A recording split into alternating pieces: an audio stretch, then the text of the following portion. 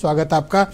तो बताइए कि मेरा इंटरेस्ट खास तौर पर दो बड़ी पॉलिटिकल पार्टी सत्ता पक्ष और प्रतिपक्ष यानी बीजेपी और समाजवादी पार्टी है। इनकी तैयारियां यूपी में कैसी चल रही हैं और कौन क्या कर रहा है इन दिनों? जी मैं तो उसी पर देख रहा था डाटा। अभी ये किताब में एक और निकाला दे रहा हूं पर उसी पे आधार इसको दीजिएगा मुझे। इनको विपक्ष को तो कम से कम आयोग को धन्यवाद देना चाहिए कि एसआईआर के माध्यम से चुनाव के पहले काफी पहले चुनाव की तैयारी की सक्रियता बढ़ा दी। ये है बढ़ा दी। और जहां तक तैयारियों की बात है तो भाई सत्ता में बीजेपी है, डबल इंजन सरकार है, उनकी तैयारियां अपने स्तर से चल रही हैं।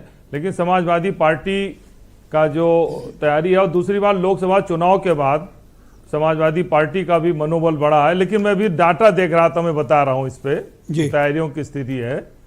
2022 का जो चुनाव परिणाम है, मैं देख रहा था 75 जनपदों में 31 जनपद ऐसे हैं जहां पर समाजवादी पार्टी को एक सीट भी नहीं मिली थी। तो चुनौती समाजवादी पार्टी के सामने बहुत बड़ी है यह।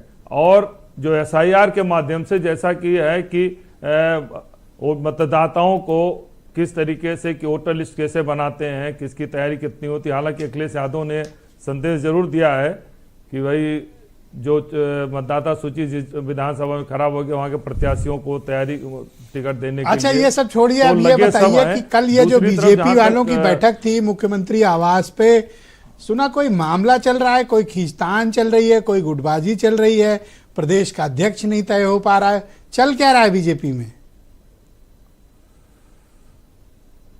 देखिए जो खबरें आ रही निश्चित रूप से दिल्ली और प्रदेश सरकार के बीच में कहीं ना कहीं आपस में खींचतान है, इसमें कोई दो राय नहीं है। और प्रदेश अध्यक्ष का चयन न होना अभी तक इसमें भी इससे भी लगता है, क्योंकि अभी 98 में 74 जिले इनके बनाए, 14 वो भी पड़े हुए हैं।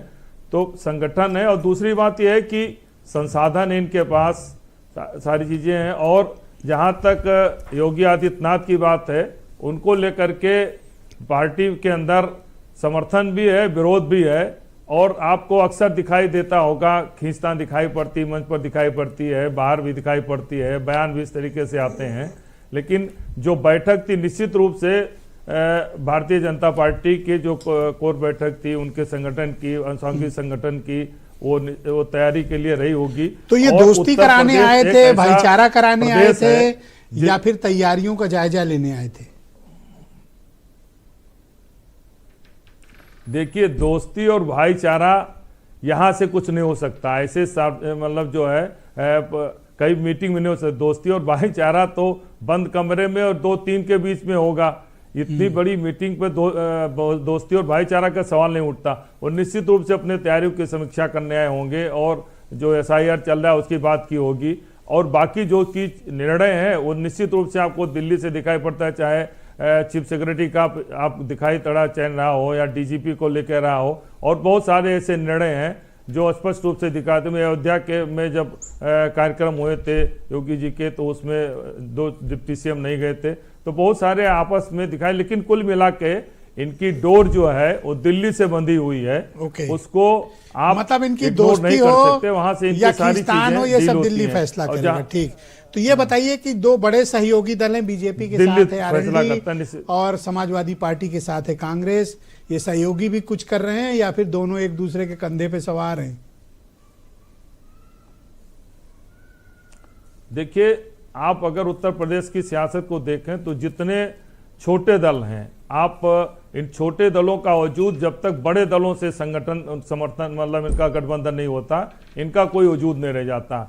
आरएलडी का भी देखिए, ग्राफ देखिए, जब ये साथ में होते हैं तो जीतते हैं, साथ में नहीं होते अकेले लड़ते हैं तो इनका ग्राफ नीचे गिर जाता है। वही स्थिति अन्य जातीय आधार पर जो बनी जितनी पार्टियां, चाहे आपका अपना दल ले लीजिए, चाहे मतलब संजय निषाद को ले लीजिए, ओम प्रकाश राजभर को, ये लोग भी जब बड़े दल के साथ जुड़ते हैं तभी इनका वजूद है। वही स्थिति कांग्रेस की हो गई है। कांग्रेस के साथ भी जब वो गठबंधन में होती है तो उसको अच्छी मिलती है। अगर लोकसभा चुनाव में कांग्रेस और समाजवादी गठबंधन में न होती तो रिजल्ट शायद कुछ और होता। तो अब 2027 का चुनाव बहुत महत्वपूर्ण है और इसमें मायावती की भूमिका बहुत महत्वपूर्ण होगी। अभी लोग उनको नहीं, अब इग्नोर कर कांग्रेस लेकिन गठबंधन ऐसी में जा स्थिति रही नहीं है, एक बात तो है, अगर लेकिन मैं एक चीज गठबंधन में- अप्रिशिएट करना चाहता हूं। प्रियंका गांधी ने 2022 के चुनाव में कांग्रेस पार्टी को उठाने के लिए, जमीन पर लड़ने के लिए बहुत मेहनत की थी, बहुत संघर्ष किया था। वो शायद रुकती अगर लखनऊ और पार्टी को इसी तरह मेहनत करती तो शायद कांग्रेस कुछ और परिणाम दे सकती थी। लेकिन कांग्रेस की जो आप देखें, इनका 1989 के बाद जब से सत्ता से बाहर हुई है, कई ऐसे अवसर आए जब कांग्रेस मजबूत हो सकती थी, लेकिन गठबंधन और समर्थन ये दोनों इसके कमजोरी का कारण भी बना। 89 में जब मुलायम सिंह को समर्थन 90 में समर्थन दिया, उस समय इनके 94 विधायक थे, वो घटते घटते आज की तारीख में 2 रह गए। 96 में स्थिति जब आई थी, इनका माहौल बना था तो भाजपा के साथ हो गए। 2017 में अगर समाजवादी पार्टी के साथ बैठे या बिठाए, दो ही काम किए। तो बहुत शुक्रिया राजेंद्र जी, हमारे साथ कृपया बने रहिएगा जी।